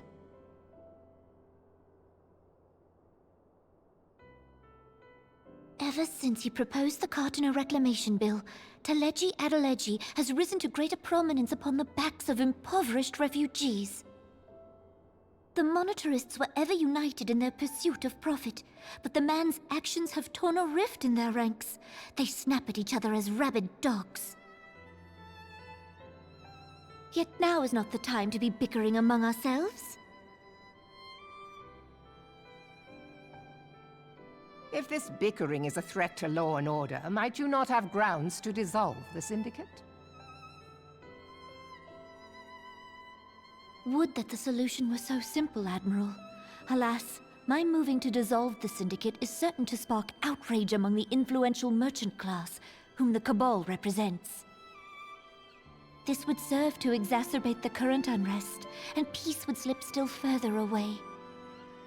Be they rich or poor, natives or refugees, all who reside in Ul'dah have a right to pursue happiness. It is the duty of a ruler to protect this right. If I am to perform my duty, I must needs tread warily. It would not do to make enemies heedlessly.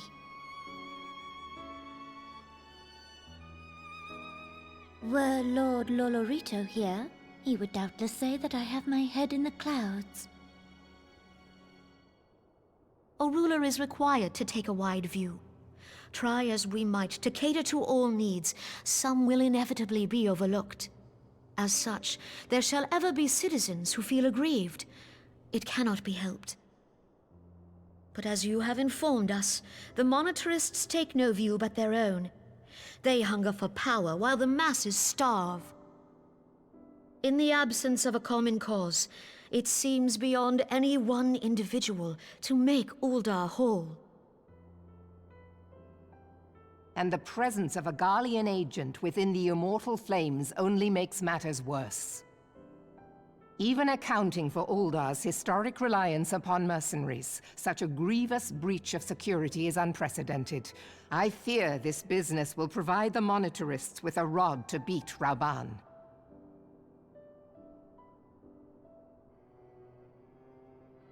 Eorzea can ill afford for the immortal flames to be dampened now.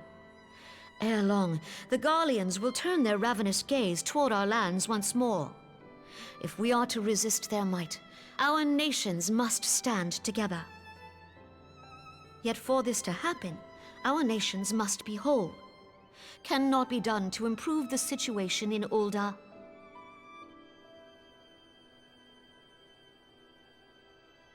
The true wealth of Ul'dah lies in the health, happiness, and hopes of her citizens. Alas, the citizens shall never know these things, so long as their lives are ruled by the ambitions of the few. The monetarists claim to represent the best interests of the people, but in sooth they desire only to manipulate them for their own selfish ends. For the government to serve the people, it must be formed of the people. For Ul'dah to move forward, it is not only the Syndicate that must be dissolved.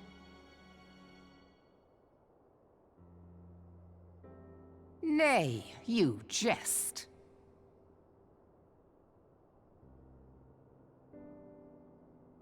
My friends, it was for no other reason than to make known to you mine intent that I requested your presence here. When I make my declaration to the people, chaos shall inevitably ensue. As the last monarch in the line of Ul, I make unto you this request. Help Reborn to preserve order and protect the people. Forsake them, and you forsake yourselves, for a strong Eorzea will ever have need of a strong Ul'dah.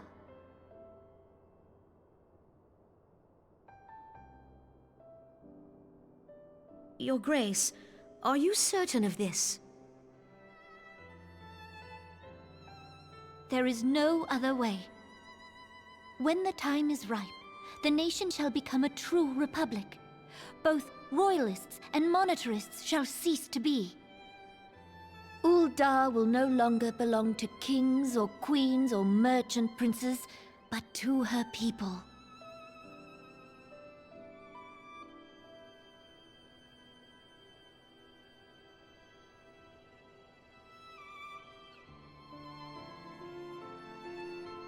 Reborn, forgive me for casting aside all that you have toiled for in my name. Beyond this gesture, I am powerless to help my subjects.